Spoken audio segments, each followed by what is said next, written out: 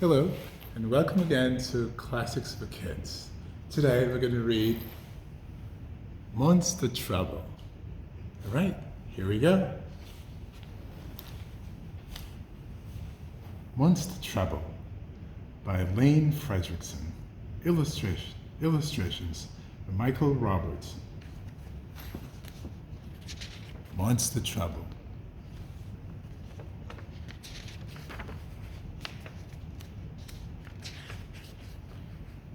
Here we go.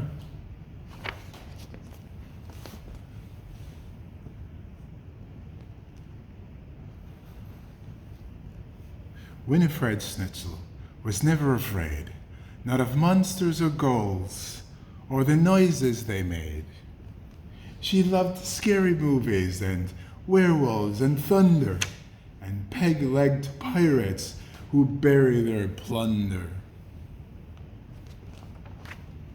Still, Winifred's bedtime was hardly spook-free. The neighborhood monsters would not let her be. Each night they would show up and attempt to be scary. Some would growl, some would belch, some were slimy, some were hairy.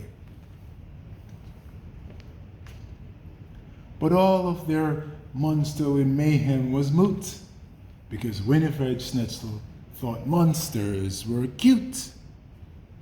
Still, night after night, all those monsters kept creeping into Winifred's room, interrupting her sleep. Too tired for math, too exhausted for fun, she finally decided those monsters are done.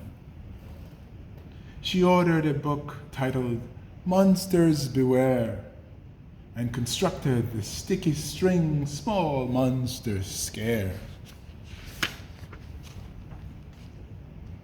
But that night, the big monsters all showed up first. The sticky string snare got so stretched that it burst.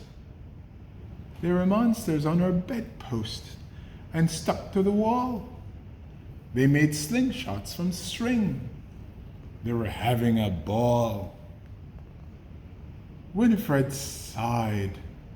They were louder than ever. She knew that she needed to try something clever.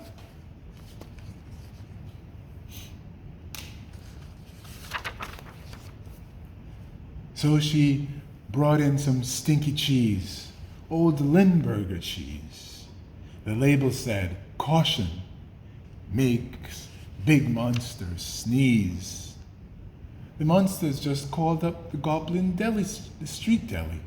They ordered in bagels and fish-eyed jelly. Winifred barely got through the next day. She dozed off in art class and snoozed through ballet. She decided, that's it. I've got to get tough. She was tired of monsters. Enough was enough. So she built every spook trap in Monster Beware, and one of her own called the Prickly Bum Chair. Poor Winifred yawned. She was so very sleepy. She was starting to look a bit spookishly creepy. When the monsters showed up with their howling and roaring, Winifred Schnitzel was already snoring. She was dreaming of puppies when a monster went hiss. She reached out and gave it a big, sleepy kiss. The monsters yelled, "Yuck!" All the others were heaving. One gagged, and a big monster shouted, "I'm leaving!" Winifred knew that despite their uniqueness, she had discovered that monsters have one silly weakness. So she puckered and pouted and kissed them all good. Those monsters screamed, running as fast as they could. Now Winifred sleeps very soundly at night. In the daytime, she's happy and perky and bright.